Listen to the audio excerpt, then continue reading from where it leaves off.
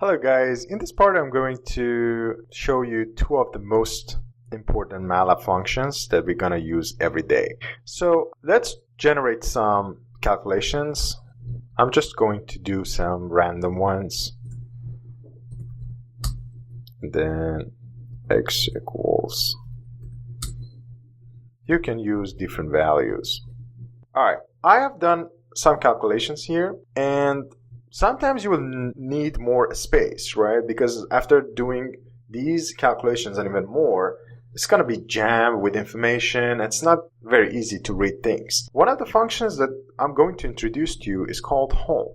The home function, if you hit enter, you will see that it will provide you with some additional information while preserving the previous calculations here.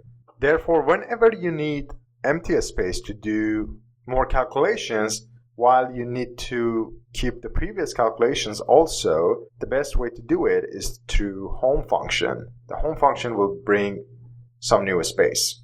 Another thing that actually we use a lot is CLC. What does CLC do is that unlike the home that keeps the previous information and calculation for you, it's going to wipe everything out. So if I type CLC and hit enter, you will notice that there's nothing left in command window. But if that happens to you, don't freak out, because you do have the command history and all the calculations. You can go through it and hit enter, so the calculation is done and performed for you. One more thing that I would like to show you today is that, as you remember, the today test script that we created, and it contained two calculations we did. If you decided to work on it later, the only thing you need to do is to double click on it, and it will bring the window, the editor window, and you can add things to it as well. So y equals 6, then calculate x multiplied by y, and also y minus x. You save it again and run. If you come back here, you'll see that the today's test is run and everything is here. I would like to show you another way to do it as well. So let's do CLC, which clears everything.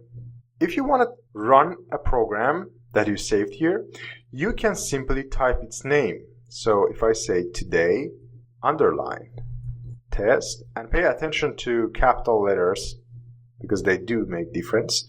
So if you type it, the name, and hit enter, you will see that it's automatically run. It's a very, very handy way to do it. And I want to make sure that you learn the shortcuts as well. Hope you enjoyed this session, and I will see you next video.